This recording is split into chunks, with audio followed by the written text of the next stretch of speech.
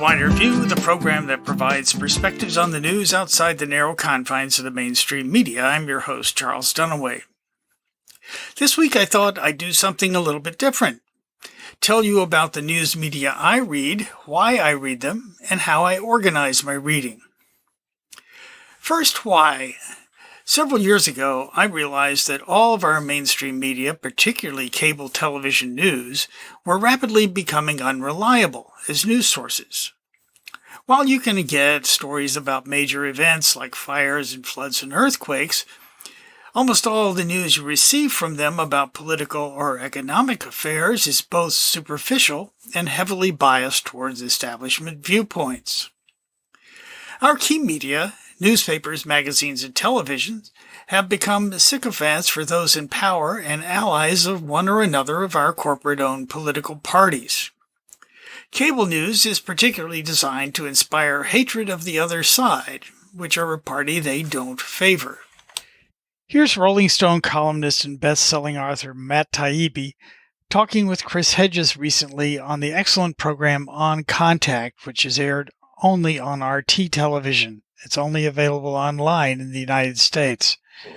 Newspapers derived a lot of their power from their ability to distribute, right? They had distribution networks that they themselves had built up. They had their own trucks, they had their own distribution points, they had their own paper kids, everything, right? And their power came from the fact that they were the only people that could reach that many readers everywhere. Suddenly the internet comes along and distribution is no longer even relevant, right? Like it's, distribution is a click.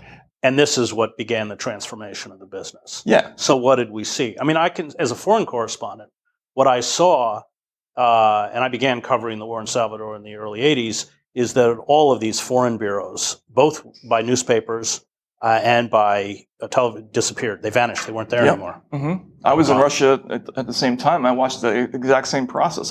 When I first got there, all the networks had big offices there, ABC, CBS, NBC, they had compounds. Yeah. And, by the time I left, 10 years later, it was down to a couple of people who were there. I mean, there were a few outlets that had, let's just say, presences of more than one person, right? And, it was usually related to a financial news service like Bloomberg or Reuters.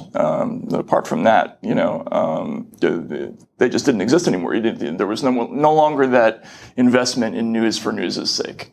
And so what happens? Neil Postman kind of, I think, charts this in Amusing Ourselves to Death. But then we begin to see a very different type of news. What do we begin to see? Well, there's a couple of things going on. Again, first, there's this commercial decision to start chasing audience, right? Chasing demographic. And Fox pioneers this.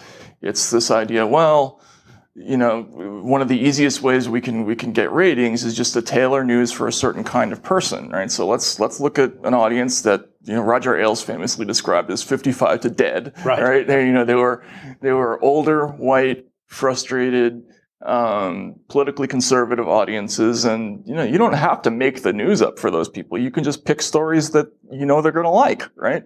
And so you start feeding them content that is going to ratify their belief systems. And Fox did it first, and they did it well, and they started to make money, and they were number one for a long time. But this started to bleed into the rest of the business. Pretty soon, everybody was doing the same thing. And it didn't matter whether you were the food channel that was tailoring content for people who liked food, or it was ultimately MSNBC that was tailoring content for people who leaned in a certain political direction. It's just you were giving people stuff that they wanted to hear. As Matt Taibbi says there, investigative reporting and independent analysis are very hard to find. Investigative reporting is expensive, and often the facts that are uncovered by a journalist are uncomfortable for the media owners, their advertisers, or the government officials they rely on for their exclusive reports. Virtually all analysts, columnists, and anchors reflect opinions well within the boundaries of establishment discourse, or what's called the Overton window. As Noam Chomsky says, quote, "The smart way to keep people passive and obedient is to strictly limit the spectrum of acceptable opinion, but allow very lively debate within that spectrum." Because I've been particularly interested in the relations between the U.S. and other nations, the perspectives I found important were outside that spectrum. For example, you never hear anti-war voices in the mainstream media. You never hear or read of anyone critical of key government narratives designed to justify military expenditures or belligerent actions toward another nation. Anti-imperialism is never represented because it's outside the spectrum of acceptable opinion. So over several years of following political, economic, and foreign policy news, I've developed a collection of websites that provides those perspectives. Some of these sites do original investigative reporting as well, which often undermines stories prevalent in the mainstream media. I also follow media from some nations that have been designated as enemies by the U.S. government. While those sources no doubt have an inherent bias toward their government's position, it's helpful to know what they're thinking and how they interpret the aggressive actions of the United States. So how do I make sense of all this? I've tried various techniques, and for a long time I just used browser bookmarks to organize sites by region of the world or topic, and that became unwieldy over time, and I discovered a way that works better for me. My primary tool is Feedly, a news aggregator application that draws new articles as they are posted from a wide variety of sources using RSS, or Real Simple Syndication, and organizes them into topics. It has a free and a paid version, and it has apps for Android and Apple iOS. And I started with the free version, which I would recommend you do if you try it, and then decide whether the additional features of the Pro version are useful to you. Now, I will say that Feedly is only one of a number of news aggregation apps that are around. I've just found it to be the most useful. I organize my news feeds by topic, but they could be organized in any way that makes sense to you. But I want to go through my news feeds by topics and just highlight the ones that have proved most useful over the years. And I'll put links to all sources that I mention in this show in the show notes at widerviewradio.podbean.com. So you can put down your pencil for now. Well, let's start with economics. I like to hear from what are called heterodox economists, those who don't subscribe to the neoliberal trickle-down and privatized theories that dominate both political parties. So here are my key economic sites. First up, and most important, is Naked Capitalism. This site has been around for a very long time and covers not only economics, but politics and other topics that merit a lot of attention, like currently the COVID pandemic and responses to it. Naked Capitalism has a combination of articles written by the site's managers or by people that they have contributed to the site, articles copied from other publications, and links to articles on other sites. One of the most useful features are the 2 posts every day that are just primarily links to other sites.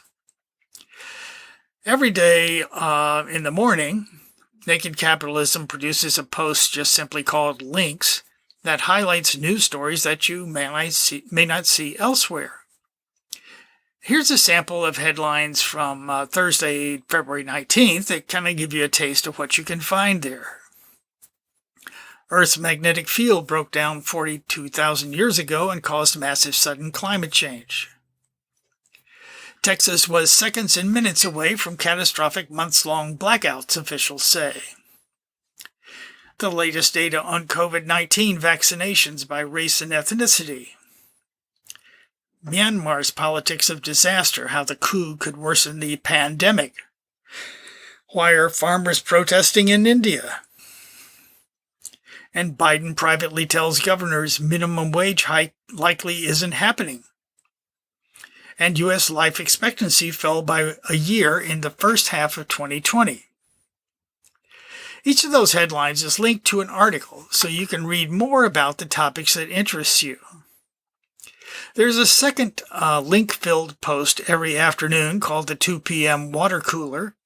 That one's more of a narrative format that explains key stories and reflects on mainstream media coverage. For example, on the 19th, they had a story about President Biden and his wife taking a walk on the north lawn of the White House this morning, and how the press didn't ask any questions whatever about policy. They just simply wanted to know the names of their dogs and whether they should bring donuts and coffee next time. This is the typical kind of behavior that we get from corporate stenographers in the White House press room.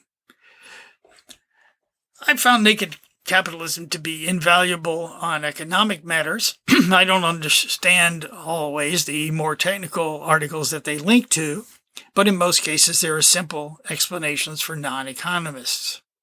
What I will say about Naked Capitalism and about all the sites that I see here and about my feeds in general is that, I don't try to read everything thoroughly. I can only be interested in so many things at a time and can get into any kind of depth only on a small number of subjects. So I try to focus on those. But, we find these things in many different places. I follow a few other economics blogs, including particularly that of Michael Hudson, who I find invaluable in understanding what's going on with Wall Street and the big banks, and another called New Economic Perspectives, which publishes articles on modern monetary theory. If you don't know about MMT, you should. Another favorite is Renegade Inc., which is a podcast that features interesting interviews on economics topics. Another topic that I follow now and then is education. I have a couple of favorite blogs there. Curmudgucation, which covers the corporate attacks on K-12 education, and UO Matters, which provides a lot of insight into the machinations of the administration of the University of Oregon here in Eugene. But foreign policy is my main focus, and I follow about 30 blogs that cover different aspects of foreign policy, and I'm just going to point out a few of the most helpful. I think the Israeli occupation of Palestine is the key to understanding issues of the Middle East. And so I recommend the electronic Intifada, Palestine Chronicle, Israel-Palestine News, Council for the National Interests, and the blogs of Miko Peled and Stephen Salaita. These sites offer a very much needed counter perspective to the always pro-Israel news media in the United States. And I strongly recommend that you pick one or two of these and follow them. There are two bloggers that I find provide a useful and often humorous take on U.S. actions abroad that actually penetrates often to the core of what the problem is. Australian blogger Caitlin Johnstone is always thought-provoking, even when I disagree with her.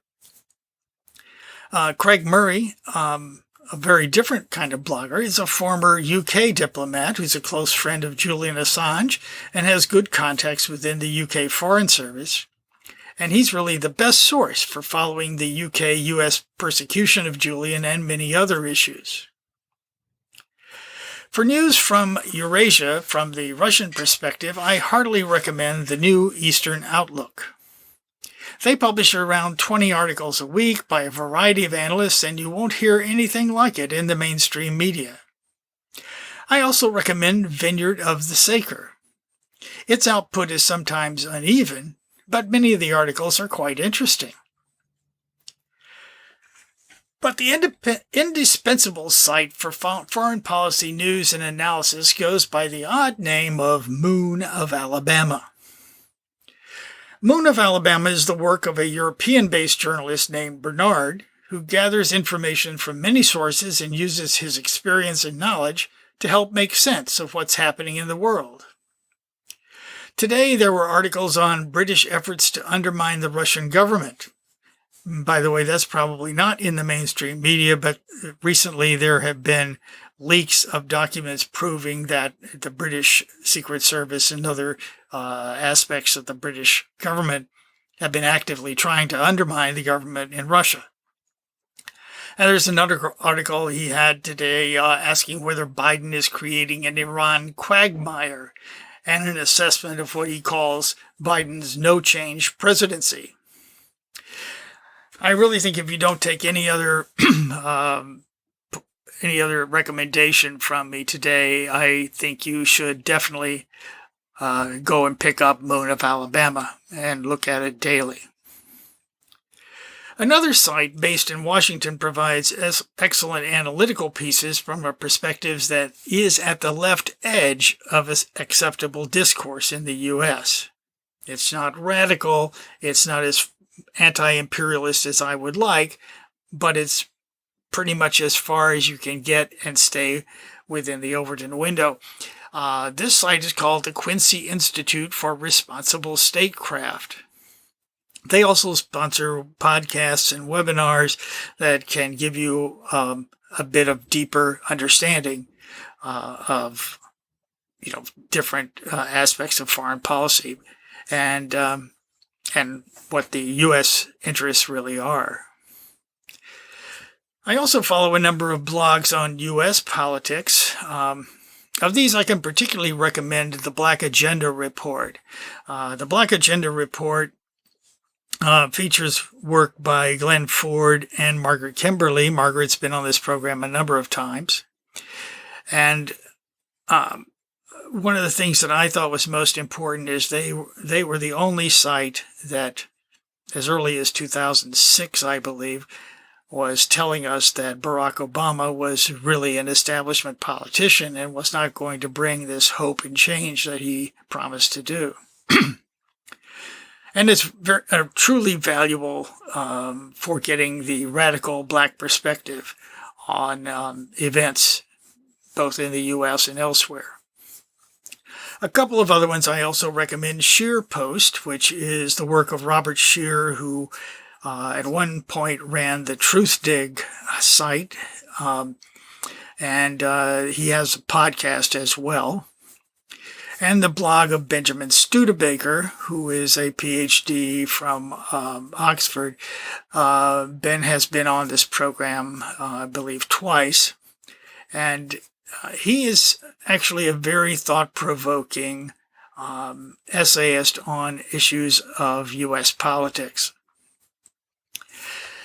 And there are sites I follow which provide news and opinion across a wide variety of topics. One of the most valuable is the Moon of Alabama, which I mentioned earlier. Among the other sites I check daily is the excellent Mint Press News. In addition to some excellent investigative reporting, they publish analysis and opinion articles, and their editor-in-chief, Nar Muhabesh, posts a podcast that's well worth listening to. I also check Consortium News daily and recommend you do the same. Consortium News does focus a lot on politics and foreign policy, and they are also following the problems with Julian Assange and the persecution of him by the U.S. and U.K. Very closely. The Gray Zone Project is really a great source of reporting on Central and South America, and they produce a number of video series which you can find on YouTube, including Pushback with Aaron Mate. And Aaron was one of the key people to tell us right from the start that the whole Russiagate thing was a farce. There's also Red Lines with Anya Parampil. Anya produces interviews with key people, both newsmakers and scholars and analysts, and they're always quite thought-provoking. And I'll just mention a few other sources of political news you may want to talk about. Do Dissidence is one. I just had Kenton Weiss, the founder of Do Dissidence, on the broadcast last week. Ray McGovern, who is a former CIA agent who gave the presidential daily briefing for a number of years in the White House, has his own blog, and it's very, very good on issues about U.S. politics and often about foreign affairs as well. If you haven't discovered Substack yet, you should. A number of really important journalists and commentators have moved to Substack primarily because their work is being rejected by the mainstream media, and so they need a place to publish. Of course, the most recent person moving to Substack was Glenn Greenwald, who is the founder of The Intercept and left recently because they refused to publish his article outlining the problems, the corruption problems with Joe Biden. Others that are on Substack as well include Matt Taibbi and Patrick Lawrence, who has been on this show a couple of times, and I find to be a very astute commentator. All of them are worth reading. And speaking of President Biden, Covert Action magazine has been producing some excellent articles lately, including a multi-part series, I believe they're up to 5 now, on President Biden by their managing editor, Jeremy Kuzmarov, who's appeared a number of times on this program. So if you want some detail, together with extensive footnoting and links in case you want to follow any of this up or you have questions about the veracity of anything he's writing, that's a very good series of articles, and you'll find out a lot about Joe Biden from there.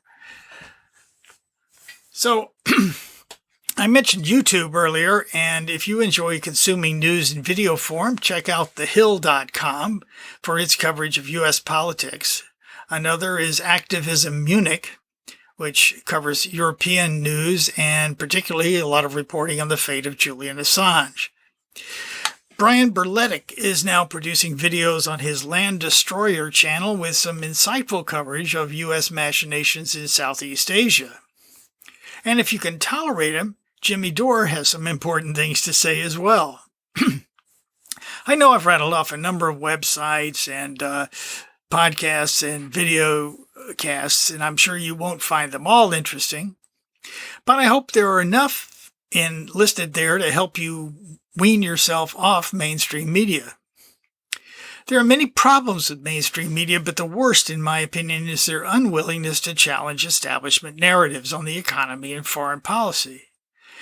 Any article on economics you find in the mainstream print media should be considered suspect. That it particularly includes articles about the federal debt, taxation, and government spending. You'll usually be getting the neoliberal line on those topics.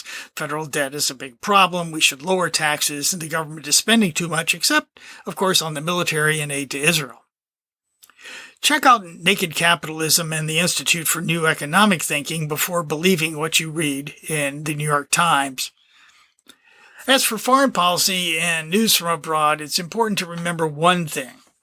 All stories about nations the U.S. has designated as enemies are riddled with propaganda and cannot be taken at face value. That applies to stories about Russia, China, Iran, Syria, Venezuela, Cuba, and any other nation that doesn't submit themselves to U.S. domination.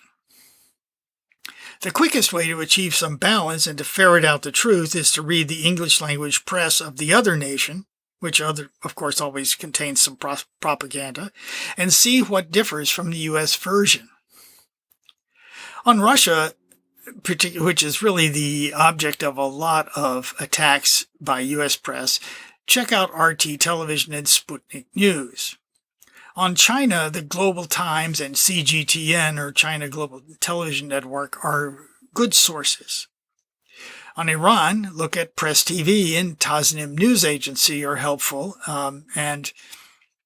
I should say that I write opinion pieces for both these outlets from time to time, but I'm not on their payroll, unfortunately. For Syria, check out the Syrian Arab News Agency, or Al-Masdar News. And accurate news on Venezuela can be found on Telesur and Venezuela Analysis. A peek at Granma, Granma, the official voice of the Cuban Communist Party can sometimes be helpful as well. Well, all these sources are biased, and you cannot expect the unvarnished truth from them any more than you can from the New York Times or CNN. What you can do is compare versions of a story and ask which one makes more sense. I always find it helpful to imagine the story with the roles reversed. What if the U.S. was doing this to another country? What would the reaction be in Washington? I mean, a good example right now is all of of what's going on with China. And we have the U.S. Navy doing fleet maneuvers and including war games and so forth in the South China Sea. You might want to think about what if the Chinese Navy were in the Gulf of Mexico doing exactly the same thing. I think we would have a very different story about it. So, it's always important to see how those things differ.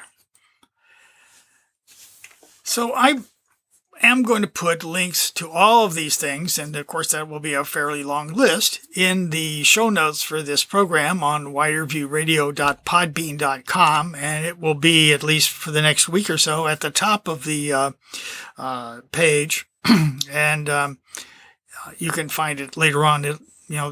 All of the broadcasts of this show are there for the last couple of years.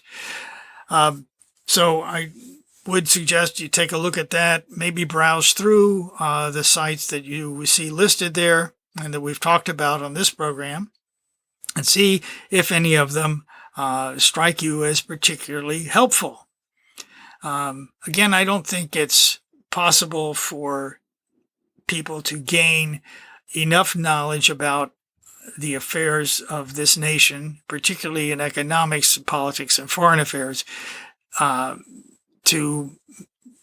the mainstream media to make decent decisions. At least with these sites and a few of these under your belt, you can analyze what the government is doing much better than you can by simply listening to CNN or Fox or MSNBC or reading the New York Times and Washington Post. And I think this is a very, very important time for the nation.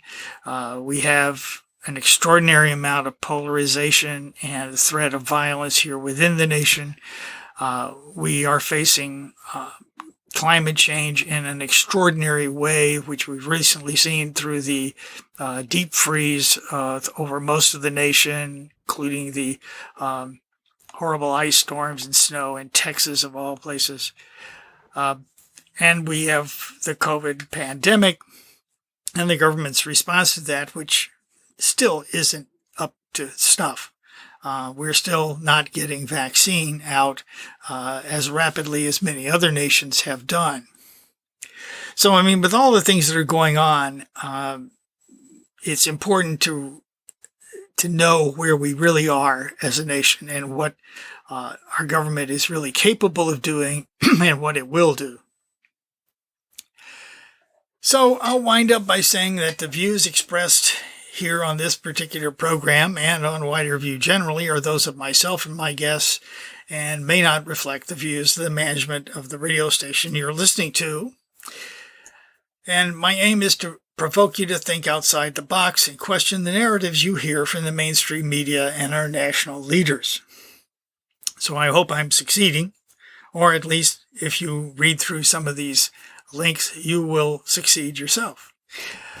I'm your host, Charles Dunaway. Thanks again for listening to Wider View.